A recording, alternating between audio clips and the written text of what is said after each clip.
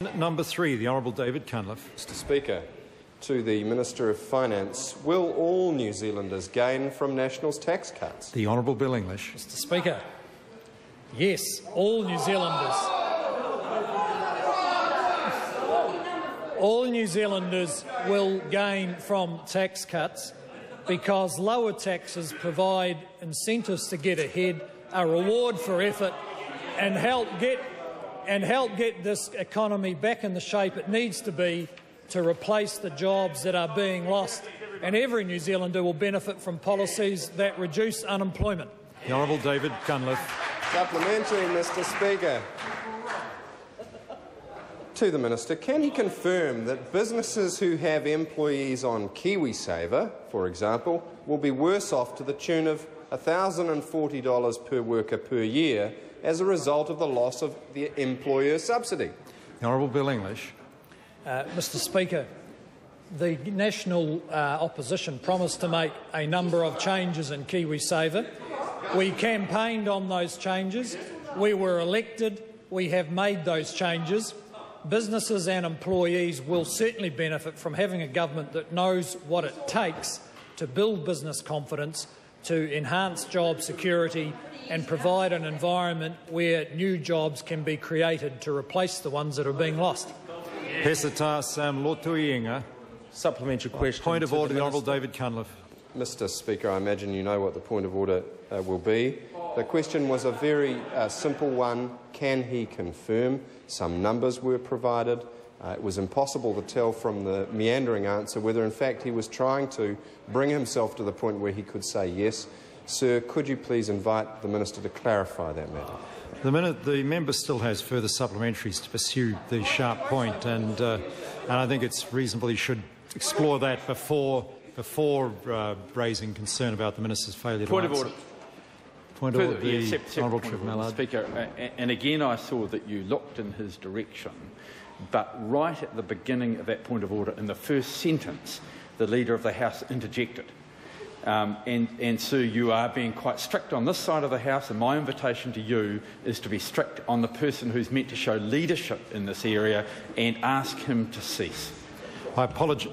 Oh, the Honourable Cherry Brownlee. Mr Speaker, I apologise if there's any disrespect shown to you, the Chair, or the House, but when a member takes a point of order and says, Mr Speaker, I suspect you can anticipate what I'm going to say, then they surely have to expect the rest of the House to treat that with some degree of derision.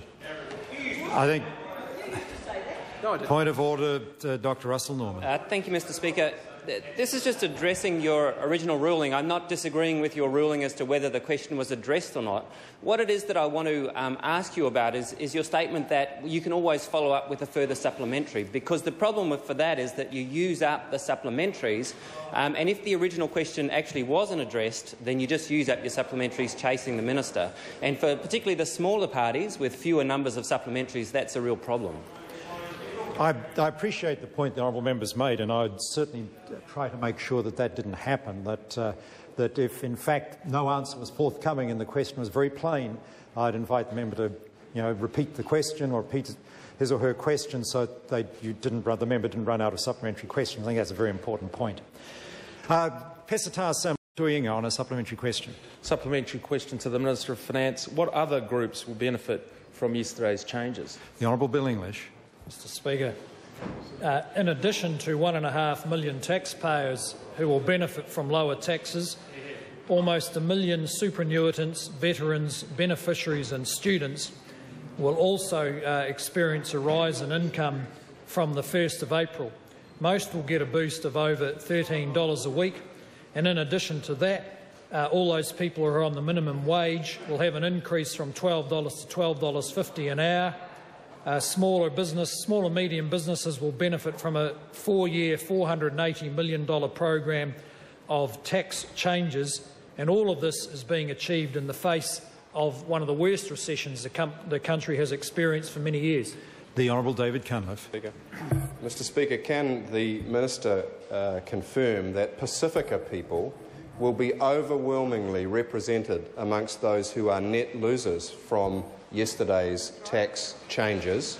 And can he further confirm that over 80% of all workers and taxpayers in the electorate of Māngere, a heavily Pacific Island electorate, will be worse off, and some 75% will be worse off in Mr Lotu-Iigas' electorate of Aotearoa. The Honourable Bill English.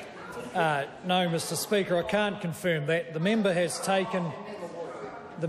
taken to using all sorts of dodgy numbers to come up with these figures. The fact is 1.5 million taxpayers are getting a tax cut, and almost 1 million other people on income support are getting rises on the 1st of April. And that is a major achievement in the face of a deepening recession with dropping revenue and coordinated global recession. The Hon David Cunliffe. Can the Minister confirm that a company that invests, say, $200,000 in R&D activity to improve its products, make itself more competitive and help position New Zealand for an export-led rebound, will now lose $30,000 because of National scrapping the R&D tax credit? The Honourable Bill English. Mr Speaker, if that was the case, if those numbers were right, that would be the case. However, a number of companies I've spoken to have found they spent more on the consultant to work out what deduction they would get than the size of the deduction. It's time the Labor Party got real. Times have changed. We can't have everything that was nice to have, and that party's record of reckless spending is one of the biggest problems this government has to deal with. The Honourable David Cunliffe, point of order. Point of order, sir. Having exhausted my allocation of supplementaries, I must turn for your assistance in response to, well, if you can't take the heat, get out of the kitchen.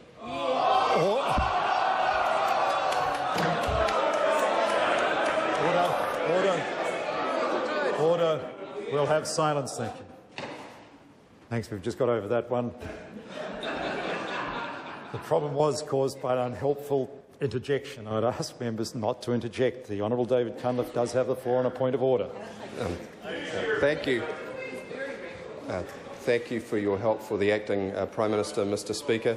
Mr Speaker, again, the question was a very simple question, in fact, a mathematical truism, but somehow the member managed to create a Calvinistic sermon out of the response. Order. Would it be possible to get a yes-no answer? The member will sit down. Is the member must remember in making points of order meant to be made tersely and to the point. And whether or not there was a Calvinistic sermon is not consistent with the standing orders around making points of order. Now, I take it he's seeking my assistance because he believes the reply was not adequate. Now, if that's the case, all I can say to the member is what the minister said was if the member's figures are correct, then that would be the case. And I believe that was an answer to his question. Question number 4. Supplementary. Supplementary. Oh, I beg your pardon. Dr Russell Norman. Thank you, Mr Speaker. Supplementary.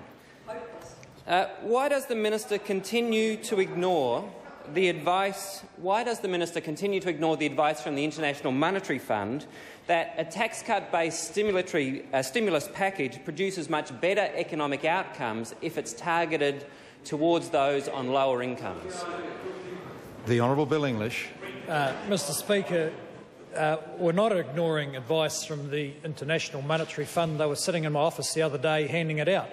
It just happens that we don't agree with all their advice.